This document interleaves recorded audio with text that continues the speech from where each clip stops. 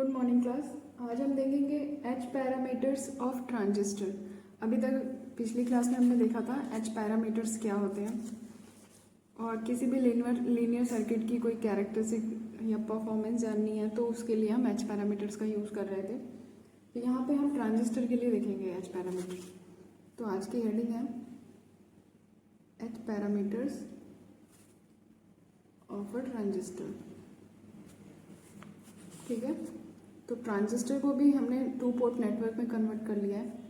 Two port network हो सकता है ट्रांजिस्टर, क्योंकि इसमें एक पोर्ट को हम क्या कर लेंगे कॉमन, जैसे कॉमन एमीटर है, एमीटर को कॉमन किया तो ये कॉमन और बेस मिलके एक इनपुट पोर्ट बन जाता है और कॉमन और कलेक्टर मिलके आउटपुट पोर्ट। यहाँ पे voltage V1, I1, V2, I2। तो कुछ पॉइंट्स हैं जो हमें यहाँ पे नोट कर लेते हैं एच पैरामीटर्स देखने से पहले ट्रांजिस्टर के लिए। तो उन पॉइंट्स को कुछ नोट कर लेते हैं।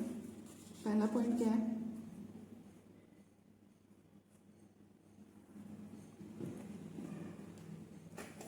For a small AC signal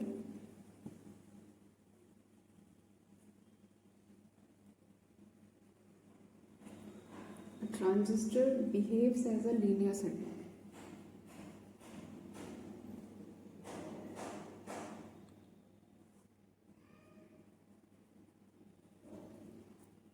Therefore, its AC operation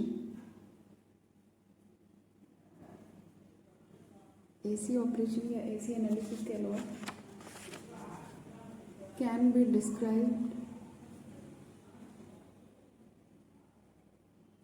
in terms of H parameter. आपको पता है कि ट्रांजिस्टर जो है, जब हम AC सिग्नल को बहुत स्मॉल लेते हैं उसी टाइम पे ये लीनियरली बिहेव करता है। जैसे मैंने आप लोग को बताया था IC क्या होता है, IC is equal to IS e⁻ VBE upon VT, right. जब हम इसका डायग्राम ड्रॉ कर रहे थे IC वर्सेस VB, तो ये एक्सपोनेंशियल जा रहा था। तो बहुत छोटे पार्ट के लिए VB की वेरी स्मॉल वैल्यू के लिए ये क्या हो रहा था, ये लीनियरली बिहेव करेगा। वरना ये इसका नेचर क्या एक्सपोनेंशियल है ना। बहुत छोटा पार्ट लेंगे अगर VB की बहुत स्मॉल वैल्यू लेंगे, उसके लिए क्या होगा, ये ट्रांजिस्टर आपका लीनियरली बिहेव करेगा। वही चीज़ बोल रहा है, for small AC signal a transistor behaves as a linear circuit, right. और आपको पता है कि कल हमने डिस्कस किया था कि एच पैरामीटर जो होते हैं वो किसके लिए, लीनियर सर्किट्स के लिए यूज होते हैं। तो इसलिए जब भी जो AC ऑपरेशन जब हम करेंगे उस केस में हम एच पैरामीटर्स को यूज कर सकते हैं।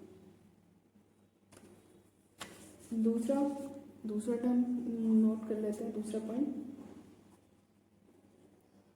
The value of H parameters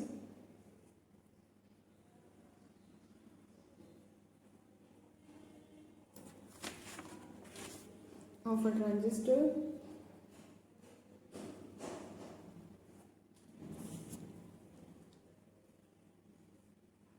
will depend upon the transistor connection।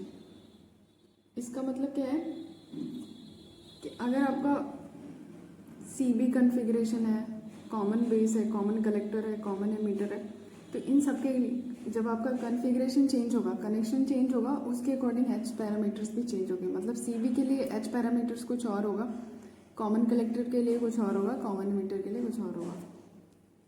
निकाले थे अभी हमने कल ट्रांजिस्टर के लिए जो लीनियर सर्किट है उनके लिए जो एक्सप्रेशंस निकाले थे, इसको ऐसे लिख देते हैं, all the general expressions in terms of H parameter, जो हमने कल डिस्कस किया हुआ है, is valid to transistor except, थोड़ा सा चेंज इसमें क्या करना है कि वहाँ पे जो हमने लीनियर सर्किट के साथ एक RL लगा रखा था, कल का लेक्चर याद हो आपको, तो एक RL लगा रखा है। तो ट्रांजिस्टर के केस में उस RL की वैल्यू क्या होगी, RL पैरेलल जो लोड होगा और पैरेलल RC। ऐसा क्यों, ये हम डिस्कस करेंगे। अभी के लिए आप इतना जानो कि उसमें स्मॉल आर एल की वैल्यू को हम किससे रिप्लेस करेंगे, capital R L parallel R C. Capital R L क्या है, जो आप लोड लगाते हो ट्रांजिस्टर के साथ जो आउटपुट पे, और आर सी क्या है, कलेक्टर रेजिस्टेंस है। 3 पॉइंट होगा। फोर्थ क्या है, the values of H parameter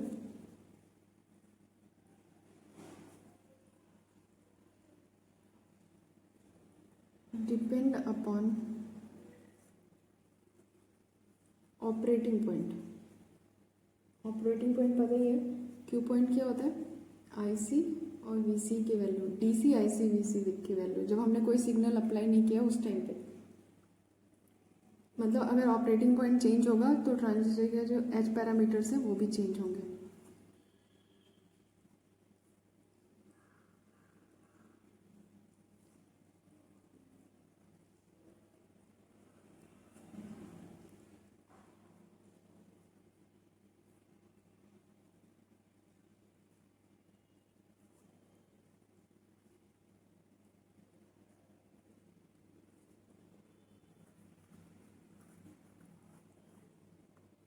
ठीक है, तो ये 4 पॉइंट हो गए। अब हमने जो जनरल एक्सप्रेशन लिया था, जो हमने कल डिस्कस किया था, उसमें क्या होता था, ये आपका V1 है, I1 है, ये आपका सर्किट था, ये V2 है, ये I2 है। इसके लिए पैरामीटर्स क्या क्या थे, H11, H12, H21, H22। तो अगर हम ट्रांजिस्टर के लिए इसका नॉमेनक्लेचर करें तो उस केस में जो एच पैरामीटर्स हैं, कॉमन एमीटर के केस में क्या होगा, कॉमन बेस के केस में क्या होगा, और कॉमन कलेक्टर। एच पैरामीटर क्या क्या होते हैं, H11, H12, H21 और H22। जिसमें आपको ये पता है H11 क्या होता है, इनपुट इम्पिडेंस, ये दोनों डायमेंशनलेस होते हैं, और ये आपका क्या होता है, एडमिटेंस होता है। कॉमन एमीटर में H11 को अगर रिप्रेजेंट करना हो तो हम उसको लिखते हैं HI, इनपुट इम्पिडेंस I के लिए, और एमीटर क्या है इसलिए E। H12 क्या होता था, रिवर्स वोल्टेज गेन, बोला था ना आपका 1/2 आएगा तो मतलब रिवर्स हो गया, तो मतलब ये HR रिवर्स वोल्टेज गेन के लिए और E एमीटर के लिए, कॉमन एमीटर कॉन्फ़िगरेशन में।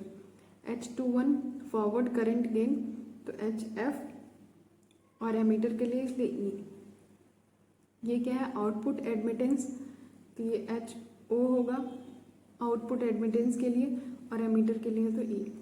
सेम CV के लिए भी ऐसे ही है, HIB, HRB, HFB and HOB। Collector के केस में भी यही होगा, HIC, HRC, HFC, HOC। ठीक है, ये पैरामीटर्स के लिए हो गए। अगर हम V1 I1 और V2 I2 को ऐसे ही देखें,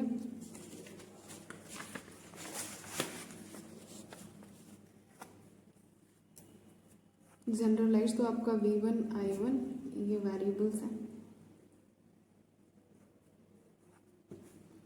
V2 I2 common ammeter, common base, common collector.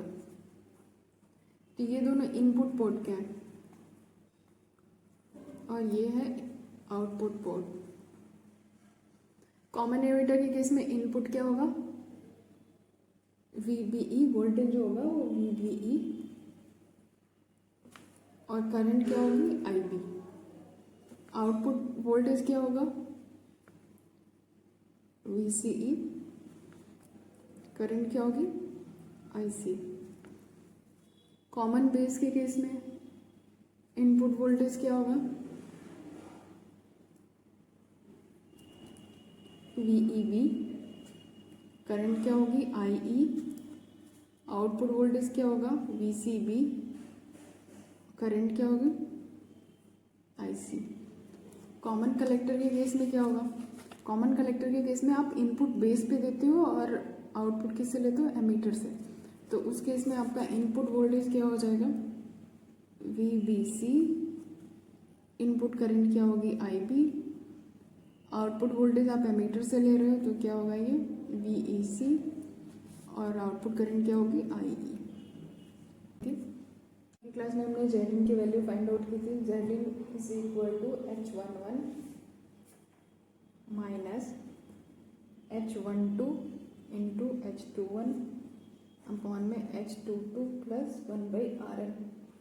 ठीक है, ये जनरलाइज्ड एक्सप्रेशन है। अगर हम कॉमन एमीटर के केस में लिखेंगे तो Zin की वैल्यू क्या हो जाएगी, H11 की जगह पे आप क्या लिख दो, HIE, इधर हमने नॉमेनक्लेचर किया ना, H11 HIE, H12 को क्या लिखेंगे, HRE, H21 को HFE अपॉन में H22 को H0E प्लस ये RL को क्या लिखेंगे, मैंने बताया आपको RL पैरेलल RC यहाँ पे, तो यहाँ पे हमने लिख दिया RL parallel RC।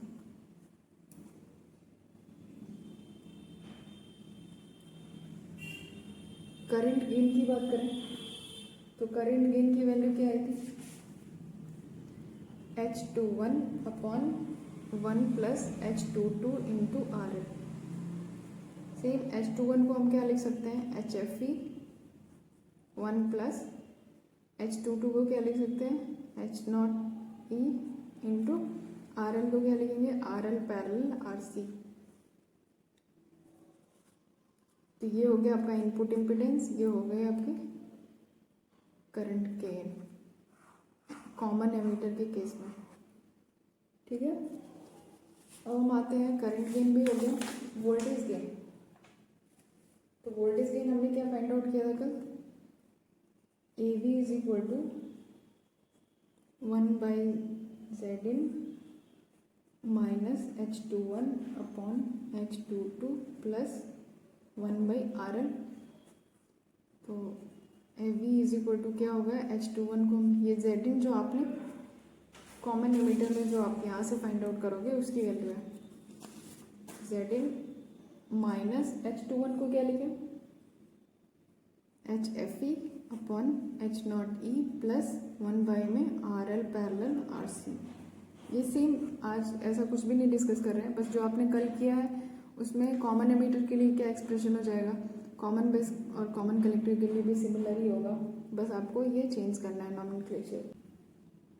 Z out की वैल्यू हमने फाइंड आउट की थी 1 upon H22 minus H12 into H21 upon H11। अब इसको कॉमन एमीटर के लिए अगर हम लिखेंगे तो क्या होगा, 1 अपॉन H0E माइनस H12 को क्या लिखेंगे, HRE, ये HFE अपॉन HIE। इसी तरह आप कॉमन बेस के लिए भी लिख सकते हैं, कॉमन कलेक्टर के लिए भी लिख सकते हैं। ठीक है, अब हम देख लेते हैं लिमिटेशंस क्या क्या हैं एच पैरामीटर्स की, कुछ वो भी डिस्कस कर लेते हैं, उसके बाद हम प्रॉब्लम्स देखेंगे।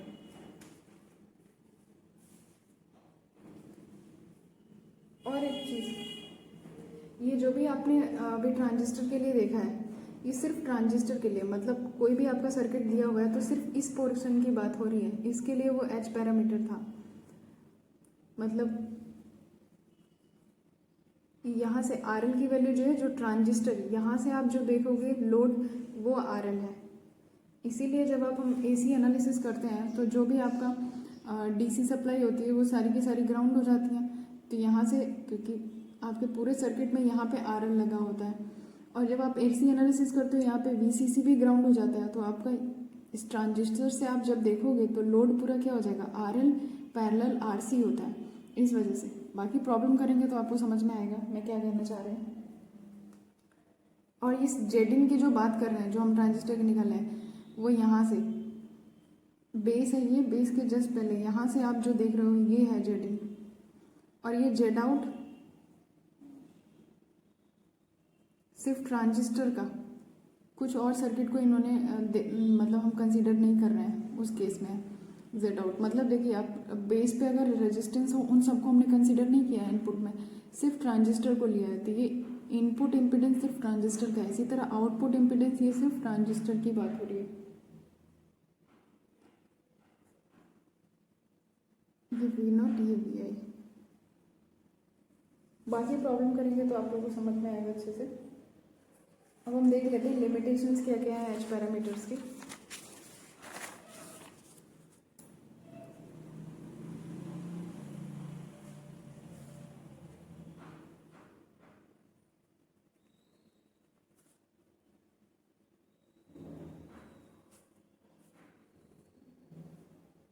लिख लेते हैं पहले। It is very difficult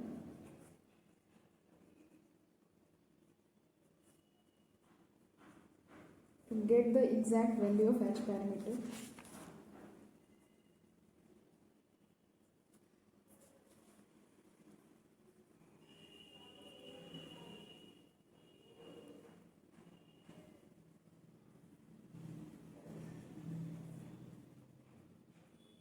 For a particular transistor. ऐसा क्यों है?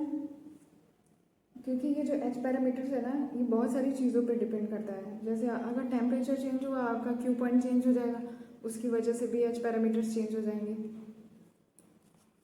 ठीक है, तो यहाँ पे लिख लेते हैं because these parameters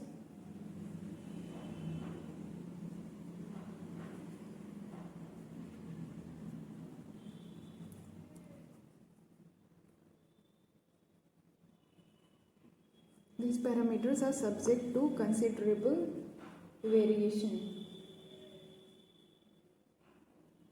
due to change in temperature.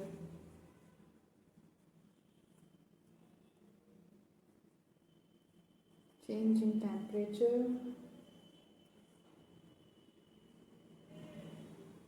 इसकी वजह से भी, और ड्यू टू वेरिएशन इन या चेंज इन क्यू पॉइंट, ऐसे भी लिख लो, due to change in Q point. आपका क्यू पॉइंट चेंज होगा तब भी एच पैरामीटर्स चेंज हो जाएंगे, टेम्परेचर चेंज होगा फिर भी एच पैरामीटर्स चेंज हो जाएंगे। तो इसलिए किसी पर्टिकुलर ट्रांजिस्टर के लिए आपको एग्जैक्ट वैल्यू क्या होगी एच पैरामीटर्स की, ये फाइंड करना बहुत डिफिकल्ट है। सेकेंड पॉइंट कि जो एच पैरामीटर होता है वो सिर्फ लीनियर सर्किट के लिए ही एप्लीकेबल है, और ट्रांजिस्टर जो है, जब हम वेरी स्मॉल सिग्नल लेते हैं, एसी सिग्नल लेते हैं, उसी टाइम पे वो लीनियर सर्किट की तरह बिहेव करता है। इसलिए हम सिर्फ एसी एनालिसिस के लिए एच पैरामीटर्स यूज कर सकते हैं। तो ये भी एक इसका लिमिटेशन है। लिख लेते हैं इसको, H parameter approach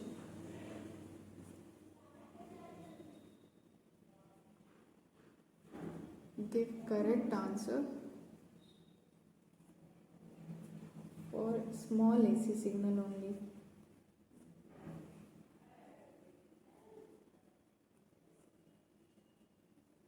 It is because a transistor behaves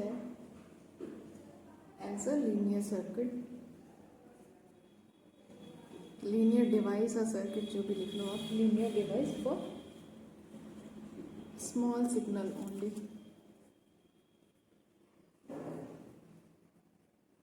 दोनों लिमिटेशन हमको समझ में आ गई होंगी। पहली चीज़ कि किसी भी ट्रांजिस्टर के लिए एच पैरामीटर्स को फिक्स करना डिफ़िकल्ट है, क्योंकि एच पैरामीटर्स जो है वो टेम्परेचर की वजह से भी चेंज हो जाते हैं, ऑपरेटिंग पॉइंट चेंज होगा तो भी चेंज हो जाएगा, तो ये डिफ़िकल्ट पॉइंट है। दूसरा पॉइंट ये है कि एच पैरामीटर सिर्फ लीनियर सर्किट के लिए ही हम अप्लाई कर सकते हैं, और जो आपका ट्रांजिस्टर है वो जब हम बहुत स्मॉल एसी सिग्नल लेते हैं उस टाइम पे बस वो लीनियर डिवाइस की तरह काम करता है। तो ये सिर्फ स्मॉल सिग्नल के लिए ही एप्लीकेबल है, मतलब स्मॉल सिग्नल जब हम अप्लाई करेंगे तो एसी एनालिसिस के लिए ही बस एप्लीकेबल है। तो ये भी एक उसकी लिमिटेशन है। आगे हम देखेंगे प्रॉब्लम्स इस पर कि कैसे क्वेश्चन आपको आता है तो आप कैसे सॉल्व करोगे।